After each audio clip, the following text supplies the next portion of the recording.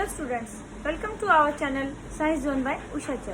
तो बेटा आज हम इस वीडियो में कक्षा 9 का पाठ 8 गति के बारे में अध्ययन करेंगे। तो पहले बात आती है, आपने वैसे छोटी कक्षाओं में भी पढ़ा हुआ है, गति क्या होती है। गति आप समझते हैं कि कोई वस्तु गतिशील है, गति कर रही है। तो गति का मतलब क्या होता है कि समय के साथ किसी भी वस्तु की मूल स्थिति में जो परिवर्तन आता है उसको हम क्या कहते हैं, गति। तो गति क्या होगी, मतलब समय के साथ किसी वस्तु की मूल स्थिति में कोई परिवर्तन आता है तो उसको हम क्या कहते हैं, गति। फिर बात आती है, हमने कहा कि मूल स्थिति। तो मूल स्थिति क्या होती है बेटे, मान लो कोई वस्तु है, जैसे हमने कह दिया कि कोई वस्तु ए बिंदु से पर थी और वो आगे चली गई बी बिंदु तक और ये 5 किलोमीटर की दूरी है। तो हमने जैसे कोई वस्तु अभी यहाँ आ गई तो हमने किससे माना है, निर्देश बिंदु कहते हैं इसको। इसी जो निर्देश बिंदु जहां से हमने निर्देश लिया है, जैसे आप कई बार दूरी नापते हो तो यानी कि ए हमारा क्या हो गया यहाँ पर मूल बिंदु और बी हमारा क्या हो गया बेटा यहाँ पर अंतिम बिंदु। जैसे आप कोई भी दूरी नापते हो, कहते हो कि भाई आपका जो घर है आपके स्कूल से 1 किलोमीटर की दूरी पर है, तो आपने अपने स्कूल की दूरी किससे नापी है, अपने घर से।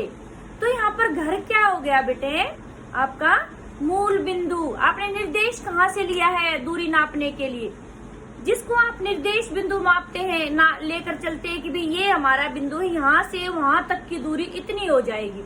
तो जिस बिंदु को आपने निर्देश बिंदु लेकर चले थे उसको बोलते हैं मूल बिंदु।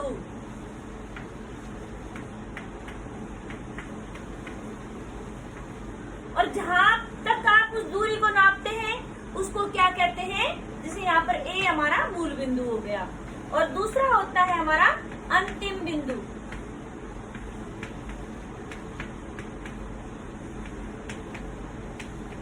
तो यहाँ पर बेटे जैसे हम फिर ये इस पाठ में जब हम बार बार पढ़ेंगे मूल स्थिति, अंतिम स्थिति, तो मूल स्थिति यानी कि जो मूल बिंदु पर जब वस्तु थी उस स्थिति को कहते हैं मूल स्थिति। और जब जहाँ पर वो वस्तु जाकर के रुकती है उसको वो उसका अंतिम बिंदु हो गया तो उसकी स्थिति को बोलते हैं अंतिम स्थिति। ठीक है, तो यानी कि किसी भी वस्तु की मूल स्थिति में कि जहाँ वो थी उसमें परिवर्तन आ जाए समय के साथ, तो इस अवस्था को क्या कहते हैं,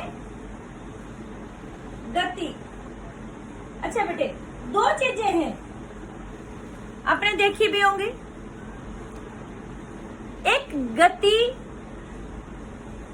और एक हमारी होती है कि भी कोई वस्तु अपने ही जगह पर हिल रही है।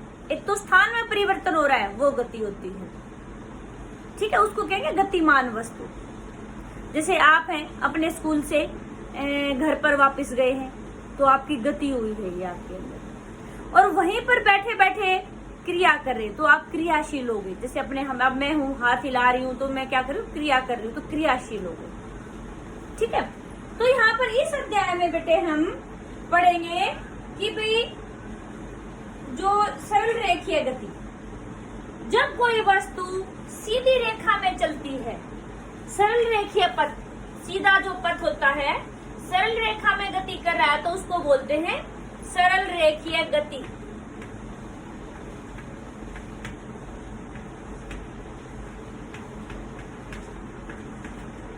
ठीक है,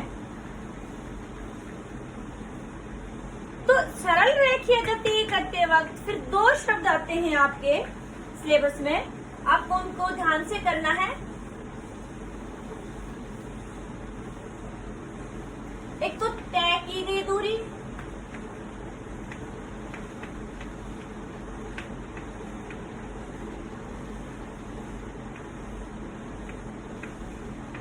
और एक आपका है विस्थापन।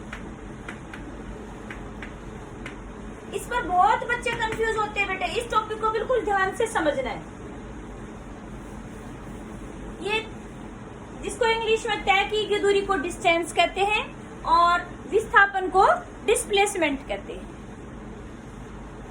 तय की गई दूरी, मान लो कोई वस्तु है स्टार्ट की उसने अपनी और बी पर गई है। मान लो ये दूरी 5 किलोमीटर की है और बी से फिर वो वापस यहाँ सी पर आ गई है और ये जो दूरी है बेटे हमने कह दिया कि भी ये वाली जो दूरी है हमारी 3 किलोमीटर। अब देखिए बिल्कुल ध्यान देंगे आप, तय की गई दूरी कितनी होगी, वो वस्तु ए से चली और बी पर आई तो कितनी दूरी तय हो गई, ये इतनी लंबी दूरी कितनी है 5 किलोमीटर। फिर वो बी से फिर वापस चली और यहाँ पर सी पर आकर के रुक गई, 3 किलोमीटर की और दूरी तय कर दी तो कुल तय की गई दूरी कितनी होगी,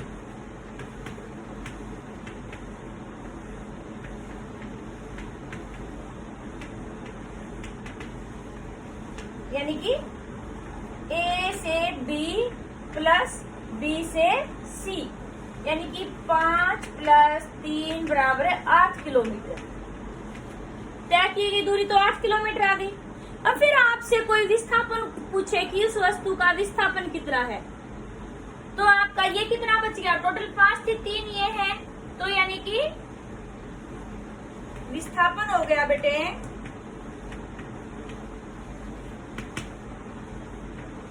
AC यानी कि 2 किलोमीटर। तो अब आपको यहां से पता चल गया होगा कि तय की गई दूरी तो क्या होता है कि जितनी वस्तु टोटल चली है, जितनी दूरी उसने तय की है तो वो तो हो गई तय की गई दूरी।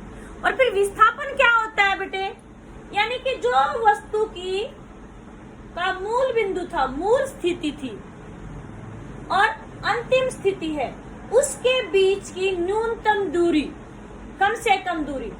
अब कहां से चली और कहां पर आकर रुक गई, उन दो बिंदुओं के बीच की जो शॉर्टेस्ट डिस्टेंस यानी कि कम से कम दूरी को हम क्या कहेंगे, विस्थापन। जैसे आप अपने घर से चले, स्कूल पहुंचे, स्कूल में कुछ चीज देख कर आनी थी, वहां से वापस फिर घर पर आ गए। आपके घर से स्कूल की दूरी हमने कहा कि 1 किलोमीटर है तो 1 किलोमीटर आप स्कूल में गए, 1 किलोमीटर फिर स्कूल से वापस घर पर आ गए, तय की गई दूरी कितनी होगी 2 किलोमीटर। विस्थापन कितना होगा यहाँ पर 0 0। कैसे, क्योंकि अभी मैंने बताया बेटे विस्थापन क्या होता है, जहां से कोई वस्तु चलना प्रारंभ करती है उसको हम मूल बिंदु कहते हैं और जहां पर आकर के लास्ट में रुकती है उसको अंतिम बिंदु बोलते हैं। मूल बिंदु और अंतिम बिंदु के बीच की न्यूनतम दूरी, तो अब घर से ही चले थे वापस घर पर आकर रुक गए तो आपका क्या हुआ, उनके बीच की दूरी कितनी हुई, अंतिम बिंदु और मूल बिंदु की 0 हो गई। समझ में आई आपको बात। तो यहाँ से एक बात आपको समझ में आ रही है कि भी जो विस्थापन होता है वो मूल बिंदु और अंतिम बिंदु के बीच की कम से कम दूरी, न्यूनतम दूरी, वो क्या कहलाता है, विस्थापन। और तय की गई दूरी, वस्तु ने कुल कितनी दूरी तय की है वो कहलाती है तय की गई दूरी। कई बार बेटा पेपर में ये दूरी और विस्थापन में अंतर भी पूछा जाता है। तो तय की गई दूरी आप बता सकते हैं वस्तु ने कुल कितनी दूरी, और विस्थापन भी बता सकते हैं कि मूल बिंदु और अंतिम बिंदु के बीच में कितना कम से कम दूरी है, वो क्या कहलाएगा, विस्थापन। फिर आता है कि इनका मात्रक क्या है, मात्रक दोनों का समान होता है। ठीक है, मात्रक दोनों का क्या हो जाएगा, मीटर। हम दूरी का जो SI मात्रक है, वैसे तो दूरी को हम किलोमीटर, सेंटीमीटर इनमें भी मापते हैं, लेकिन जो हमारा SI मात्रक होता है दूरी मापने के लिए वो क्या होता है, मीटर।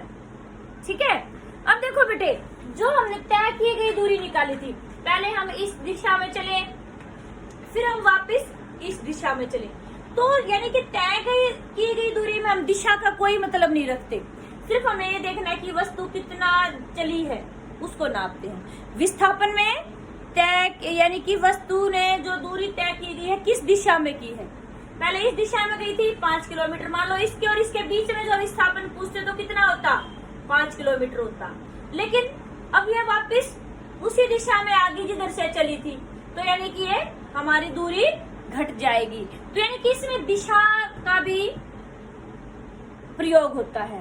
तो इसलिए जो दूरी है अदिशिक राशि है और ये जो विस्थापन है ये दिशिक राशि है। जो तय की गई दूरी कभी भी शून्य नहीं होती। जब वस्तु चली है एक जगह से तो कहीं जाकर रुकेगी तो शून्य तो है नहीं, लेकिन विस्थापन शून्य हो सकता है। तय की गई दूरी और विस्थापन समान भी हो सकते हैं और अलग अलग भी हो सकते हैं। जैसे अभी मैंने कहा था कि वस्तु ए से चली और बी पर आकर रुक गई, तय की गई दूरी भी 5 किलोमीटर हो गई और यहाँ पर विस्थापन भी 5 किलोमीटर हो गया। ए से चली वापस ए पर ही आ गई, विस्थापन हमारा शून्य हो गया और तय की गई दूरी 5 किलोमीटर जाने का और 5 किलोमीटर आने का, तो तय की गई दूरी कितनी होगी? 10 किलोमीटर होगी। तो आपको यहाँ से तय की गई दूरी और विस्थापन के बारे में अच्छे से समझ में आया होगा बेटे। तो यानी कि जब एक सीधी रेखा में कोई वस्तु गति करती है तो उसको हम क्या कहते हैं? सरल रेखीय गति। ठीक है। फिर बात आती है कि भाई गति जो है बेटे उसके भी प्रकार होते हैं कि वो किस स्पीड से गाड़ी हमारी चल रही है।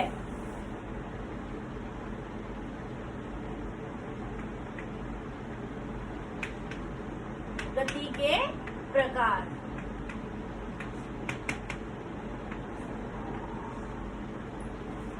एक समान गति,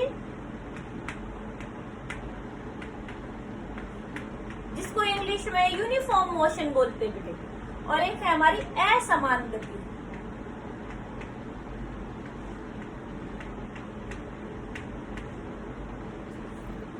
ठीक है। अब एक समान गति क्या होती है? जब कोई वस्तु, पहले आप परिभाषा सुनेंगे फिर इसको समझाते अच्छे से। जब कोई वस्तु समान समय अंतराल में समान दूरी तय करती है तो वस्तु की गति कैसी कहलाएगी? एक समान गति। और जब कोई वस्तु समान समय अंतराल में अलग अलग दूरी तय करती है वो क्या कहलाएगी? असमान गति। कैसे? जैसे मान लो बिल्कुल प्लेन रोड आप हाईवे पर चल रहे हैं, आपकी गाड़ी आपने कह दिया कि सेम स्पीड से चल रही है, तो यानी कि वो आपने कह दिया कि भी 60 किलोमीटर प्रति घंटे की स्पीड से चल रही है, तो आपकी यानी कि 1 घंटे में 60 किलोमीटर की दूरी तय कर रही है आपकी गाड़ी। अगले और 1 घंटे में यानी कि 2 घंटे में कितनी करेगी? 120 किलोमीटर। 3 घंटे में कितनी कर देगी? 180 किलोमीटर। तो यानी कि हर 1 घंटे में वो 60 किलोमीटर की दूरी तय कर रही है, तो वो कौन सी होगी? समान गति। यानी कि दिए गए समय में समान समय ले रही है। जब 1 घंटे का हम जिक्र कर रहे हैं तो एक ही जितनी दूरी तय कर रही है, 60 किलोमीटर दूरी तय कर रही है, तो इस तरह की दूरी को हम बोलेंगे एक समान गति। और मान लो कहीं आप मार्केट में चले गए या गांव में या सिटी में अंदर से जा रहे हैं गलियों वगैरह में से, तो कहीं पर ब्रेकर आ गया, कहीं पर फिर भीड़ आ गई, तो आपको बीच बीच में गाड़ी स्लो करनी पड़ रही है। जहां से खुला मिल गया तो आप गाड़ी तेज स्पीड से चला रहे हैं। तो यानी कि कभी आपकी एक तो आपने दूरी तय की 1 घंटे में, तो आपने 60 किलोमीटर की दूरी तय कर दी। अगला बिल्कुल भीड़ भड़ाके वाला एरिया आ गया, तो वहां पर 1 घंटे में आपसे 20 किलोमीटर की दूरी तय हो पाई, क्योंकि किसी गांव के अंदर से या फिर किसी सिटी के अंदर से गुजरना पड़ रहा था, शहर के अंदर से। तो वहां बीच बीच में भीड़ आ रही है, ब्रेकर आ रहे हैं, तो आपके दूरी कम हो गई, समय वही 1 घंटा है। तो यानी कि ऐसी दूरी को हम क्या बोलेंगे? असमान गति। समझ में आ गई आपको बात? यानी कि समय उतना ही लिया, लेकिन दूरी जो गाड़ी ने अलग अलग तय की है तो वो होगी असमान गति। तो उस गति को हम बोलेंगे असमान। और जब समान समय में समान दूरी तय करती है गाड़ी, तो यानी कि उस समय हम बोलेंगे एक समान गति। ठीक है। तो आपको यहां से समझ में आ गया।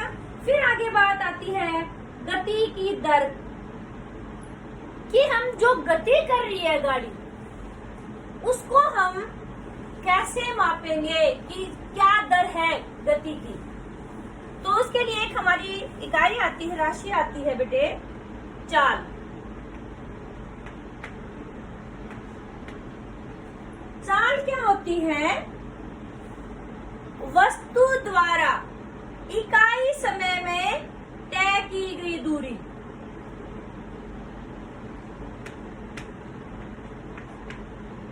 वस्तु द्वारा इकाई समय में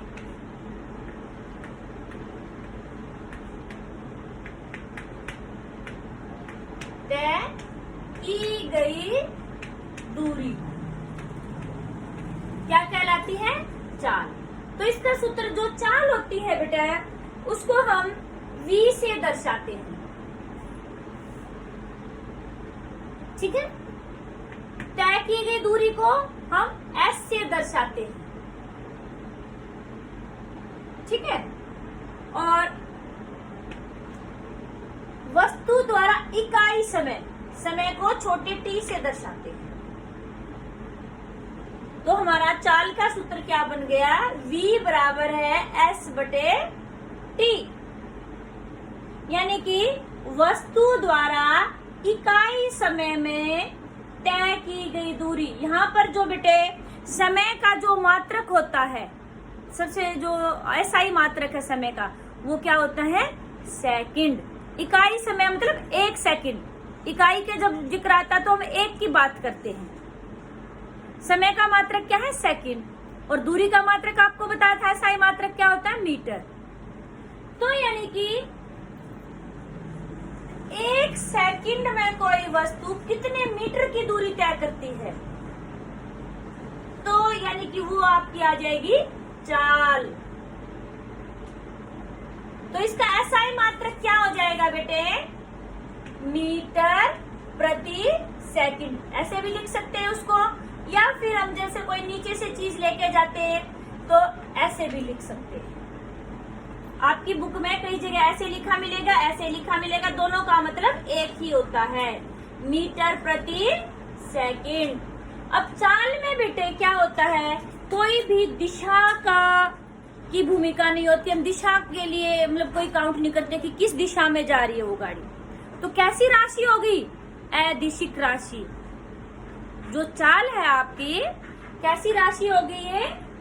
अदिशिक राशि। वैसे तो इसकी इकाई जो होती है मीटर प्रति सेकंड होती है, और इससे भी छोटी क्या होती है? दूरी को हम किसमें नापते भी बताया था, सेंटीमीटर प्रति सेकंड भी हो सकती है। और ज्यादा लंबी दूरी नापनी हो तो हम किसमें नापते हैं? किलोमीटर प्रति घंटा। ठीक है, ये तो बेटा मान लो एक समान गति है तो हम ऐसे नाप देंगे। लेकिन जो वस्तु, अभी मैंने कहा था कि आप भीड़ भाड़ वाले एरिया में से जा रहे हैं तो कभी आपकी गति बढ़ रही है, कभी आपकी घट रही है, तो आप गति की जो दर है, यानी कि चाल है, चाल की दर आप कैसे निकालेंगे? जैसे आपसे कह दिया जाए कि भी आप औसत बताइए आप कितना घंटा पढ़ते हैं।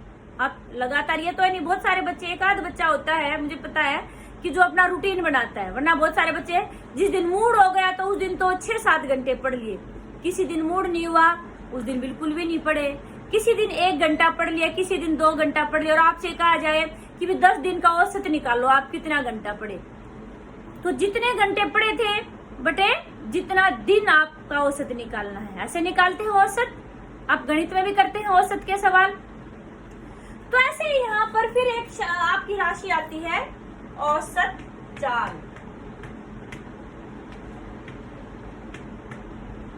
ये औसत चाल क्या होती है बेटे? यानी कि कुल दूरी कितनी तय की है। पहले मान लो कि उसने 5 किलोमीटर तय की, फिर उसने 2 किलोमीटर तय की, फिर उसने 3 किलोमीटर तय की, फिर उसने 1 किलोमीटर तय की। और ये 1 घंटे में तय की थी, ये उसने 2 घंटे में तय की थी, ज्यादा भीड़ वाला एरिया था। फिर ये उसने 1 घंटा ले लिया, और फिर ये 1 किलोमीटर तय करने में उसने ये कह दिया कि भी उसने 1 घंटा फिर ले लिया। तो कुल तय की गई दूरी बटे लिया गया कुल समय। तो कुल तय की गई दूरी कितनी होगी? 5 है तो 7 और 3 10 रह के 11, और 2 और 1 3 1 4 1 5, यानी कि 11/5 मीटर प्रति सेकेंड। तो इसकी जो मात्रक होता है बेटा, वो भी हमारा क्या होता है? मीटर प्रति सेकंड, या फिर वो दूरी किलोमीटर में दी है तो किलोमीटर प्रति घंटा हो सकता है। तो ये आपका औसत चाल हो गया। तो औसत चाल को अगर परिभाषित करना आ जाए तो आप क्या कहेंगे, यानी कि वस्तु द्वारा तय की गई कुल दूरी दिए गए, यानी कि वस्तु द्वारा लिए गए कुल समय में वस्तु द्वारा तय की गई दूरी का अनुपात क्या कहलाता है, औसत चाल। और इसका मात्रक क्या होता है, मीटर प्रति सेकंड। और वो हमारा निर्भर करता है बेटे कि भी हमने क्या लिया है, कि भी के दूरी जो है किलोमीटर में ली है या फिर मीटर में ली है, तो उसके हिसाब से मात्रक भी हमारा बदल जाता है। तो दिशा के साथ चाल, ये तो था कि भी हमने चाल में देखो यहाँ पर कोई भी ये नहीं लिया, मान लो गाड़ी 5 किलोमीटर सीधी चली थी, फिर 2 किलोमीटर वापिस आई थी, फिर उसके बाद फिर मोड़ आ गया, इधर 3 किलोमीटर चलेगी, फिर वो आगे 1 किलोमीटर इधर आ गई। तो हमने यहाँ पर दिशा नहीं देखी थी किस दिशा में चल रही है। जब दिशा को ध्यान नहीं देते तो वो हमारी क्या आती, चाल। फिर यहाँ पर एक और राशि आती है आपकी बेटा, इस पाठ में क्या चीजें इंपॉर्टेंट है, तो परिभाषाएं, परिभाषा, उनका सूत्र और उससे संबंधित न्यूमेरिकल आते, सवाल आते, तो ध्यान से करेंगे इन परिभाषाओं को।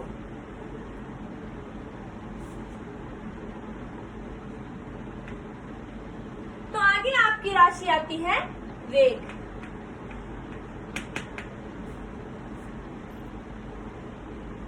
तो वेग क्या होता है बेटा, अभी हमने चाल के बारे में अध्ययन किया था, चाल में हमने दिशा नहीं ली थी, यानी कि जब हम चाल को किसी निश्चित दिशा में अध्ययन करते हैं तो उस समय हम उस राशि को क्या कहेंगे, वेग। यानी कि जब हम दिशा और तय की गई दूरी दोनों का एक साथ लेते हैं, यानी कि निश्चित दिशा में चाल क्या कहलाएगी, वेग।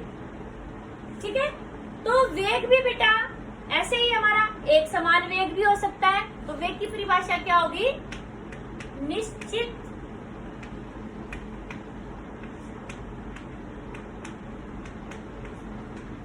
दिशा में वस्तु द्वारा तय की गई दूरी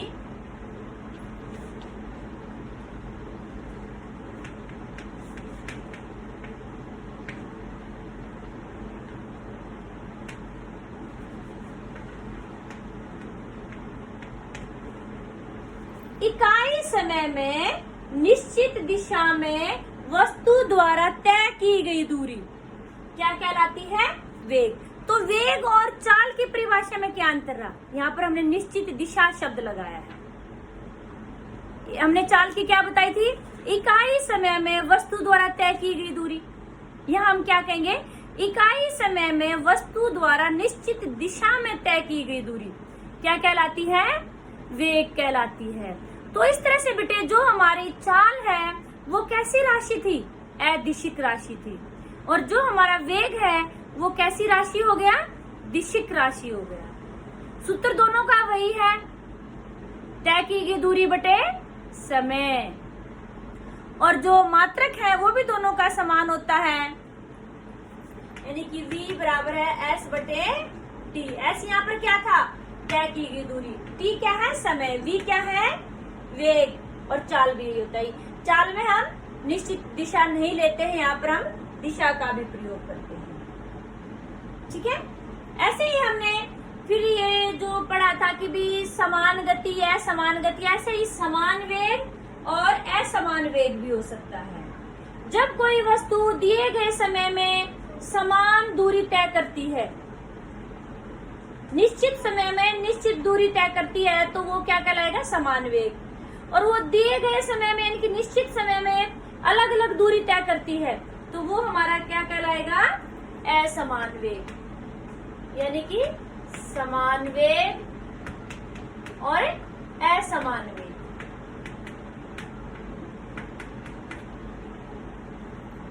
फिर ऐसे ही जैसे हमने औसत चाल की थी बेटे, ऐसे ही हमारा आता है औसत वेग। तो औसत वेग क्या हो जाएगा कि कोई वस्तु शुरू में जिस गति से चल रही थी और लास्ट में जाकर किस गति से चल रही है, उनका औसत निकालना। अब दो वेग हो गए हमारे पास, तो यानी कि किससे डिवाइड करेंगे, किससे भाग करेंगे उनको, दो वेगों को, 2 से। जो प्रारंभिक वेग होता है बेटे, ये बात याद रखनी है, न्यूमेरिकल में हर जगह प्रयोग होगी। प्रारंभिक वेग किससे लिखते हैं, u से। अंतिम वेग को किससे लिखते हैं, v से। तो औसत वेग हमारा क्या हो जाएगा, u प्लस v बटा 2। ठीक है, तो यानी कि ये हमारा एवरेज वेलोसिटी आ जाएगी, u प्लस v बटा 2। इसका SI मात्रक भी मीटर प्रति सेकंड होता है। तो देखो ये मीटर प्रति सेकंड किस किस का SI मात्रक हो गया, चाल, औसत चाल, वेग, औसत वेग। चाल और वेग में क्या अंतर था, एक यही अंतर था कि भी इसमें तय की गई दूरी किसमें, वेग में, निश्चित दिशा में लेते हैं। वेग में किधर लेते हैं, कोई दिशा का ज्ञान ही नहीं होता, चाहे किधर भी वस्तु चली हम उसको तय की गई दूरी के रूप में जोड़ते हैं। समझना है आपको बात बेटे। नेक्स्ट आपका आता है, चलो इसके लिए करते हैं। अच्छा, आपने एक चीज और देखी होगी, आपके सबके घर में गाड़ी, या फिर गाड़ी नहीं तो बाइक तो सबके घर में मिलेगी, स्कूटी, गाड़ी, बाइक वगैरह होती है। आपने कभी ध्यान से देखा है, उसमें ऐसे कुछ ऐसे मीटर सा लगा होता है,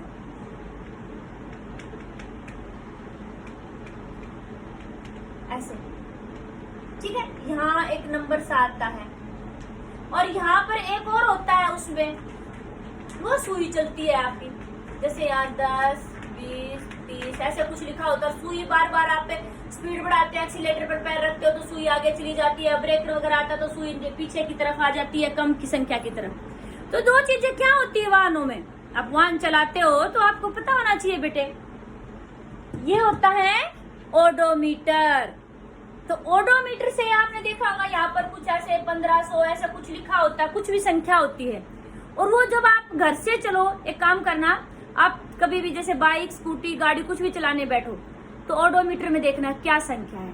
आप दूरी मतलब कुछ दूरी तय करके आए और फिर घर आके फिर देखना क्या संख्या वही रही है, बदल जाती है। जो पहले संख्या थी उसको आप नोट करो और बाद में जो संख्या आई है उसको नोट करो। बाद वाली संख्या में से पहले वाली संख्या घटा दो तो वो क्या आ जाएगी, आपकी तय की गई दूरी, मतलब आप कितनी दूरी चल के आए हो उस गाड़ी से। तो यानी कि ये हमारा क्या है, जो तय की गई दूरी बताता है उसको क्या कहते हैं, ओडोमीटर। ये आपसे जीके का क्वेश्चन भी है कॉम्पिटिटिव एग्जाम्स में कि जो ओडोमीटर होता है वाहनों में लगाया जाता है, उससे क्या पता चलता है, तय की गई दूरी।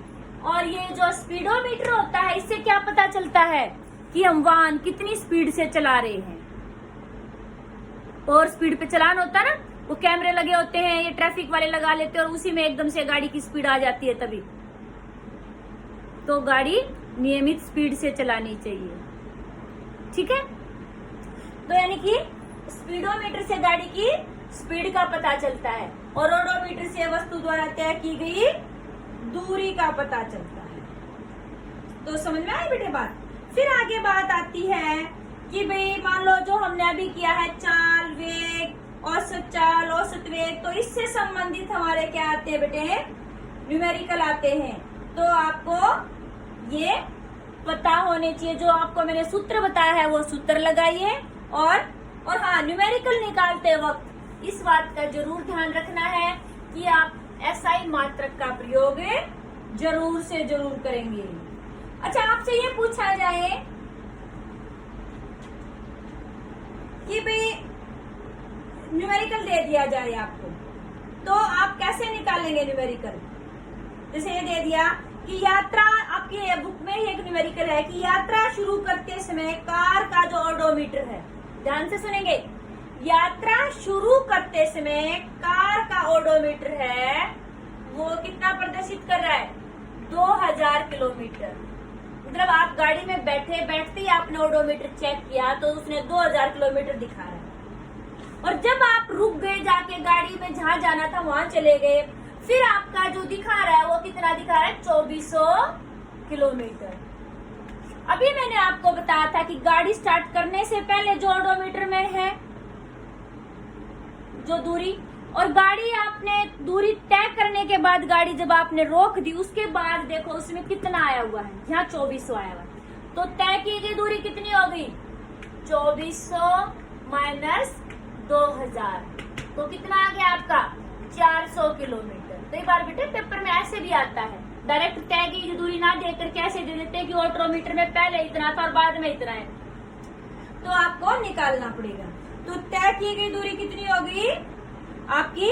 400 किलोमीटर। और इस यात्रा में उसको, यानी कि ये पहले आप कोई भी न्यूमेरिकल निकालते तो पहले लिखना होता क्या दिया है, तो यानी कि तय की गई दूरी कितनी आ गई बेटे? 400 किलोमीटर। और इस यात्रा में 8 घंटे लगते हैं, तो लिया गया समय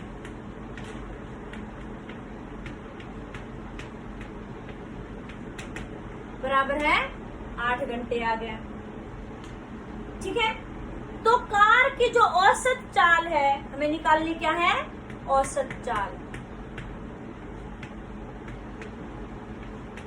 निकालनी। किसमें निकालनी है? 2 तरह से पूछा है, एक तो किलोमीटर प्रति घंटे के हिसाब से निकालनी है और एक मीटर प्रति सेकंड के हिसाब से निकालनी है। इसका मतलब आपको ये सवाल 2 प्रकार से निकालना पड़ेगा। पहले तो हम किलोमीटर प्रति घंटे के हिसाब से निकाल देते हैं, आपको पता है, फिर आप सूत्र लिखेंगे। औसत चाल बराबर है क्या था? तय की गई कुल दूरी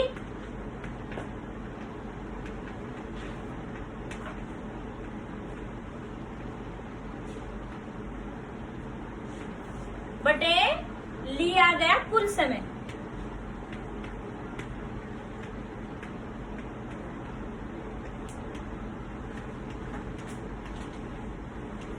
ठीक है, तो तय की गई कुल दूरी कितनी थी?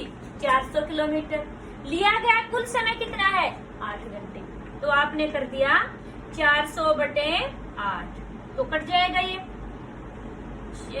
8 1 8, 8 पंजे 40, 0। तो यानी कि आपका कितना आ गया? 50 किलोमीटर प्रति घंटा। तो आपकी औसत चाल जब हम किलोमीटर प्रति घंटे में निकालते हैं तो कितनी आ गई? 50 किलोमीटर प्रति घंटा। अब आपको ये कह दे कि भी इसको मीटर प्रति सेकंड में बदलना है, तो हम 1 किलोमीटर में ऊपर कर देते हैं। 1 किलोमीटर में कितने मीटर होते हैं? तो आप लिखेंगे 1 किलोमीटर बराबर है 1000 मीटर, सबको पता है। और 1 घंटे में कितनी सेकंड होती है? 3600 सेकंड। ठीक है, तो यानी कि जो आपका 50 था उसको किससे गुना करेंगे मीटर में बदलने के लिए? 1000 से, कि 50 किलोमीटर में मतलब कितने हो जाएंगे? 50,000 मीटर और बटे 3600। तो इस 2 जीरो से 2 जीरो कट गई और 2 पंजे 10, 2 18 36। फिर ये किससे कट जाएगा? फिर 2 से 2 निम 18, 2 दूनी 4, 2 पंजे 10। तो आपका आ गया 50 बटे 9 मीटर प्रति सेकंड। इसको आप पॉइंट्स में करना चाहिए तो आप इसको आगे और सोल्व कर सकते हैं। कितना आ जाएगा? 9 पंजे 45,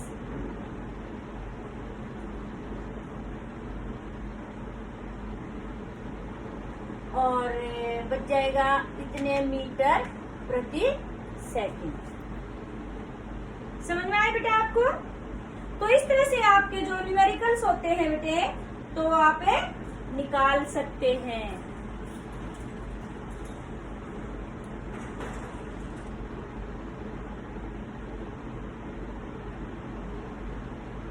यही आता है, इससे ये कट गया और आपका ये आ गया।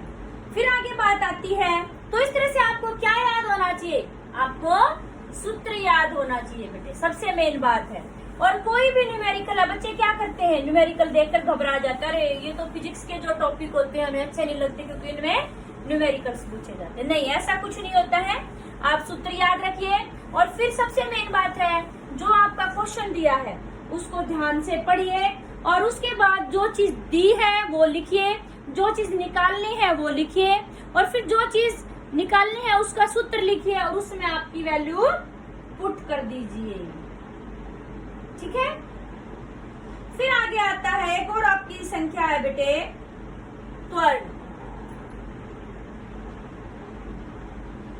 यानी कि वेग में परिवर्तन की दर। ठीक है। तो त्वरण क्या होता है, किसी वस्तु के प्रति इकाई समय में वेग में परिवर्तन की माप। तो यानी कि त्वरण हमारा क्या हो गया, त्वरण को ए से दर्शाते, छोटे ए से, ध्यान रखना छोटा ए ही लिखना है। तो यानी कि वस्तु के प्रति इकाई समय में वेग में परिवर्तन की दर, तो वेग में परिवर्तन की दर हम किससे बताएंगे, लिया गया समय।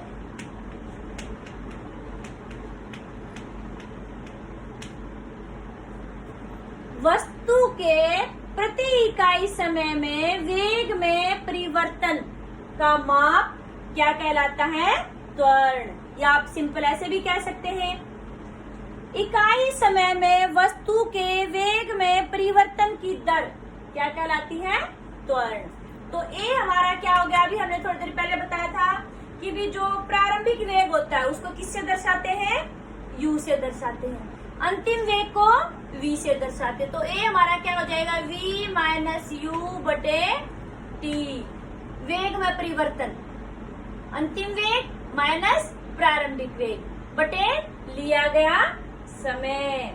और इसका मात्रक क्या होता है बेटे, मीटर प्रति सेकंड स्क्वायर, ऐसे भी लिख सकते हैं। तो त्वरण का मात्रक क्या होता है, मीटर प्रति सेकंड स्क्वायर। जो त्वरण है बेटे वो वेग की, ये जो त्वरण दो प्रकार का हो सकता है, धनात्मक त्वरण और ऋणात्मक त्वरण।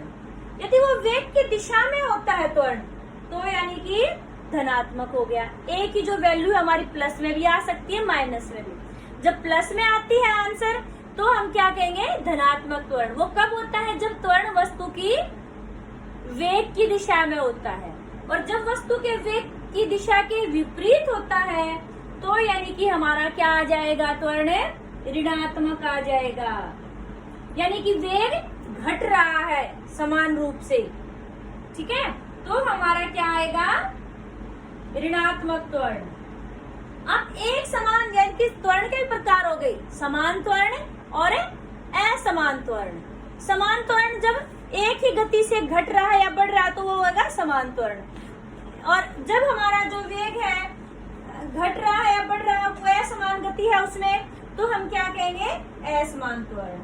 तो एक समान त्वरण का उदाहरण आप बता सकते, कोई वस्तु हमने ऊपर से छोड़ दी, उस पर कोई भी बाह्य बल नहीं लग रहा, स्वतंत्र रूप से कोई वस्तु गिर रही है ऊपर से, तो वो किसका उदाहरण होगी, एक समान त्वरित गति का। ठीक है। और मान लो गाड़ी है, कभी हमने स्पीड तेज कर दी, कभी हमने कम कर दी उसकी, तो यानी कि उसका त्वरण कैसा हो जाएगा, असमान त्वरण। ठीक है। तो चलिए एक बार इसका भी एक न्यूमेरिकल करके देख लेते हैं कि भी हम इसका कैसे निकाल सकते हैं। त्वरण से संबंधित आपसे प्रश्न पूछे जाते हैं एग्जाम में भी। एक बात याद रखनी है बेटे यहाँ पर आपको कि जब कोई वस्तु विराम, ये कह दिया कि कोई वस्तु विराम अवस्था से चलना प्रारंभ करती है तो वहां पर उसका प्रारंभिक वेग कितना लेंगे, प्रारंभिक वेग क्या होता है, u, तो u का मान क्या लेंगे, 0। तो ये बात आपको याद रखनी है, न्यूमेरिकल में वहां देंगे नहीं कि u0, आपको ढूंढना है अपने आप कि क्या दिया और क्या निकालना है। या फिर ये कह दे कोई बस खड़ी हुई थी और चलना प्रारंभ किया बस ने, तो यानी कि जो वस्तु विराम अवस्था में रुकी हुई है, खड़ी हुई है, तो उसका u कितना होता है, 0 होता है। और जिस फिर वो चलना प्रारंभ करती वो उसका v हो गया। अच्छा, v कब 0 हो सकता है? कोई हमें कह दे कोई वस्तु 5 किलोमीटर प्रति घंटे की स्पीड से चल रही थी और वो स्टेशन पर जाकर रुक गई, तो यानी कि वो लास्ट में प्रारंभिक वेग कितना हो गया, 5 किलोमीटर प्रति घंटा, और अंतिम में जाकर के वो रुक गई, तो यहाँ पर v0 लेंगे। तो ये दो बातें आपको याद रखनी है कि जब कोई वस्तु शुरू में विराम अवस्था में है तो वहां पर क्या लेना है, u0 लेना है, और जब कोई वस्तु अंतिम स्थिति में जाकर के रुक जाती है, खड़ी हो जाती है, तो वहां पर v क्या लेना है, आपको 0 लेना है। तो चलिए एक न्यूमेरिकल करके देखते हैं इससे संबंधित त्वरण से। इन्होंने कहा है विराम अवस्था से राहुल, एक बार न्यूमेरिकल को अच्छे से पढ़ेंगे फिर ये लिखेंगे कि क्या दिया है। विराम अवस्था से राहुल अपनी साइकिल को चलाना शुरू करता है। तो देखो यहाँ से एकदम ये पढ़ते ही आपको अभी मैंने बताया था कि जब वो शुरू में विराम अवस्था थी, तो यहाँ पर क्या हो गया, u बराबर है 0 मीटर प्रति सेकेंड, और वो 30 सेकंड में 6 मीटर प्रति सेकंड का वेग प्राप्त करता है। तो v आपका कितना आ गया, 6 मीटर प्रति सेकंड, और कितने समय में, 30 सेकंड में, तो यानी कि t बराबर है 30 सेकंड। इस प्रकार से अब ये 6 मीटर प्रति सेकंड की स्पीड से चलने लग गया। फिर कोई ब्रेकर आ गया, आगे भीड़ वाला क्षेत्र आ गया, तो ब्रेक लगाता है। इस साइकिल का वेग अगले 5 सेकंड में, ये हमारा t1 हो गया और एक हमारा t2 हो गया। अगले 5 सेकंड में जो वेग था 6 से कम होकर कितना हो गया, 4 मीटर प्रति सेकंड हो गया। तो दोनों स्थितियों में साइकिल के त्वरण की गणना कीजिए, यानी कि ये न्यूमेरिकल हमें 2 बार निकालना पड़ेगा, 2 बार त्वरण निकालना है। एक तो a1 निकालेंगे और एक हम a2 निकालेंगे, क्योंकि 2 गति दी हुई है, 2 समय दिए हुए हैं हमें। दूसरा समय हमारा क्या था, सॉरी ये हमारा था v2, ये v1 है, ये v2 है, और एक हमारा क्या दिया हुआ, t2 भी दिया हुआ है, कितना दिया है, 5 सेकेंड। अभी आपको पता है a क्या होता है, v माइनस u बटे t। मैंने कहा था कि पहले जो चीज दी है, जो निकालनी है वो लिखिए, उसके बाद फिर जो चीज निकालनी है उसका सूत्र लिखिए, ठीक है। तो आपका फॉर्मूला बन गया v माइनस यू बटे t। फिर जो मान दिए हुए हैं, हमने पहले a1 निकालेंगे, पहली बार का त्वरण निकालेंगे, तो हम यहाँ पर ये लिखेंगे। पहली बार में जो आपका शुरू में विराम अवस्था में थी, u0 हो गया, और फिर वो स्पीड कितनी आ गई थी, 6 मीटर प्रति सेकेंड। तो हम लिखेंगे यानी कि 6 माइनस 0 बटे 30, तो हमारा कितना आ जाएगा, 6 बटे 30। काटेंगे तो 1/5 यानी कि 0.2 मीटर प्रति सेकेंड स्क्वायर।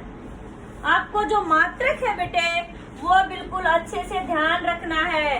त्वरण का मात्रक क्या होता है, मीटर प्रति सेकंड स्क्वायर, तो 0.2 मीटर प्रति सेकंड स्क्वायर हो गया। फिर ये हमारा अगला पार्ट था कि भी फिर उसने ब्रेक लगाए 5 सेकंड के लिए, उसकी जो स्पीड थी वो कितनी होगी, इतनी होगी, 4 मीटर प्रति सेकंड। तो इस समय हमारा u क्या हो जाएगा, ये पहले वो 6 थी, फिर उसके बाद ब्रेक लगाने से वो घट गई, कितनी होगी, 4। तो हमारा यहाँ पर a2 जब निकालेंगे तो हमारा क्या हो जाएगा, u क्या हम लेंगे इसको 6, और हमारा v 4 है, तो यानी कि 4 माइनस में 6 बटे समय कितना था 5 सेकंड, तो यानी कि -2 बटे 5। बच्चे क्या करते हैं बेटे, बच्चे सोचते हैं नहीं 6 बड़ा है तो इसलिए 6 आगे लिख देते हैं और 4 पीछे। नहीं, ये नहीं करना। आपको देखना है कि अब ये इस बात को भूल जाओ विराम अवस्था वाली को। दूसरा जब हम पार्ट निकालेंगे, उसने कहा कि गाड़ी 6 मीटर प्रति सेकंड की स्पीड ले ली, फिर अचानक ब्रेक लगाने पड़े और जो स्पीड है इतनी घट गई, तो हमारा प्रारंभिक वेग फिर यहाँ पर क्या हो जाएगा 6 और अंतिम वेग कितना हो जाएगा 4। और जब आप त्वरण निकालते तो क्या करते हैं, अंतिम वेग माइनस में प्रारंभिक वेग। ठीक है, तो अब हमारा कितना हो जाएगा, इसको करेंगे जब 0.4 माइनस का लेकिन मीटर प्रति सेकंड स्केल। अब जो ये माइनस का यानी कि ऋणात्मक साइन जो होता है, चिन्ह होता है बेटा, ये क्या दर्शाता है कि जो त्वरण है वो वेग के विपरीत दिशा में है, यानी कि वेग को कम कर रहा है, वेग उसका घट गया है। ठीक है, समझ में आई आपको बात कि जो कई बार बच्चे माइनस आ गया तो माइनस नहीं लगाते, सोचते अरे नहीं ये तो गलत हो गया, माइनस तो आता ही नहीं है। अभी आपको थोड़ी देर पहले मैंने बताया था त्वरण 2 प्रकार का हो सकता है, धनात्मक त्वरण और ऋणात्मक। जब वेग की दिशा में ही है, वेग बढ़ रहा है मतलब, तो वो जैसे हमने ऊपर किया था, हमारा कितना आया था 0.2 मीटर प्रति सेकंड, यानी कि वेग की दिशा में हो रहा था। और यहाँ पर वेग कम हो रहा है, इसका मतलब माइनस का साइन है, तो त्वरण आपका कैसा है, ऋणात्मक। कई बार पूछ भी लेते हैं जो ऋणात्मक साइन है, चिन्ह है, ये क्या दर्शा रहा है, ये दर्शा रहा है कि जो त्वरण है वेग से विपरीत दिशा में है, यानी कि वस्तु का जो वेग है वो कम हो रहा है। ठीक है बेटे, तो आप जो फिजिक्स के जो न्यूमेरिकल है इससे बिल्कुल भी नहीं घबराना। इसमें आपको क्या याद रखना है, सूत्र याद रखना है, फिर न्यूमेरिकल को पढ़ना है कि क्या चीज दी है और क्या चीजें निकालनी है, फिर उनको लिखिए, सूत्र में पुट करिए और आराम से आप बिल्कुल ठंडे दिमाग से उसको निकालिए। आपका न्यूमेरिकल बिल्कुल अच्छे से निकलेगा। बच्चों को विज्ञान में कहाँ दिक्कत आती है कि वो याद तो कर लेते हैं, समझ भी आ जाता है, लेकिन न्यूमेरिकल में गलती करते हैं। तो न्यूमेरिकल में घबराने की जरूरत नहीं है।